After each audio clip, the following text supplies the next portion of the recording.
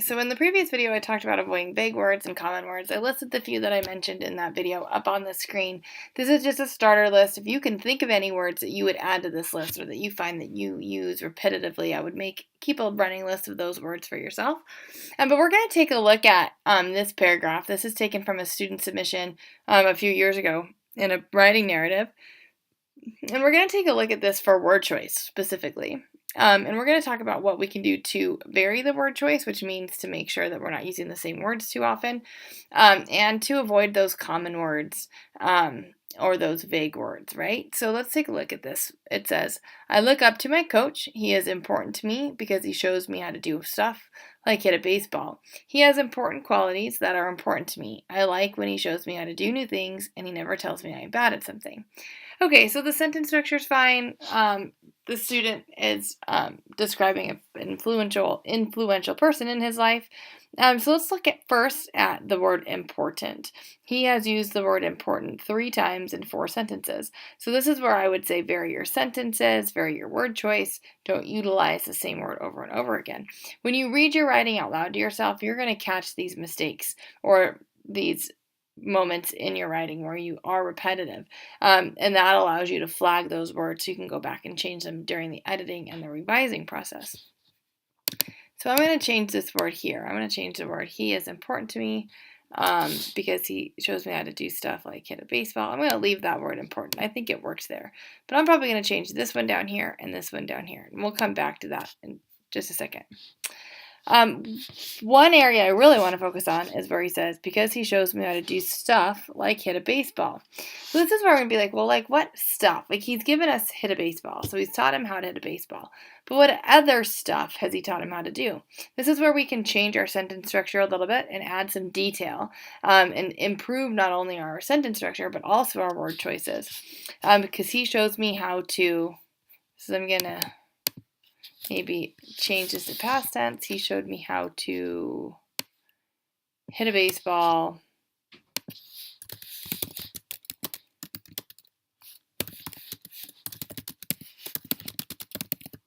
Okay, so now I've said he showed me how to hit a baseball, catch a pop fly, and steal a base. Now this is more specific, right? I haven't just replaced the word stuff with one other word, but I have expanded on that word stuff. I've explained what this coach has taught me how to do. He showed me how to hit a baseball, catch a pop fly, and steal a base.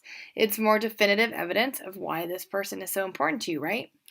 The next sentence, he has important qualities that are important to me. Okay, so perhaps we could change this first word from important to leadership. Because he's our coach, right? If he's a good coach, he's probably a good leader. So he has leadership qualities that are important to me. I would move that word too. Maybe he has leadership qualities that have influenced me.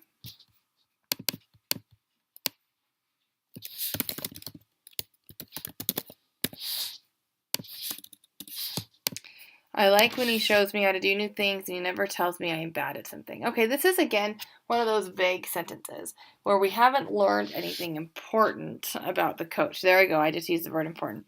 I like when he shows me how to do new things.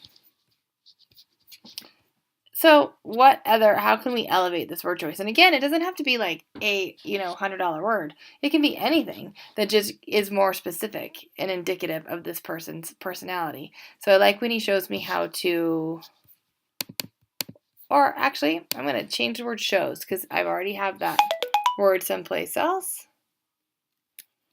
I like when he teaches me new baseball skills. So I've elevated my word choice by using the word teaches instead of showed because I've already used it up here, right?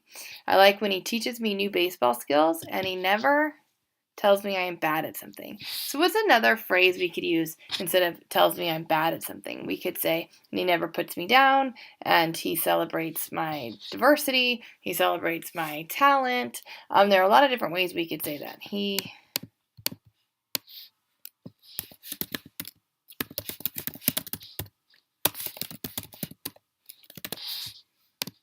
All right.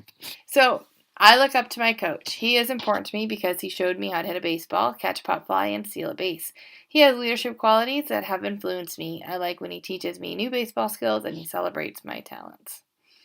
I'm going to say, and when he celebrates my talents to make it more parallel structure oriented. And then here I would just say we also use this word he a lot, right? Which is a fine pronoun, but we haven't identified this person by name, and he probably has one. I look up to my baseball coach, Coach Taylor. Coach Taylor is important to me because he showed me how to hit a baseball, catch a pop fly, and steal a base. And then you can continue with that pronoun, but we've at least identified who this person is.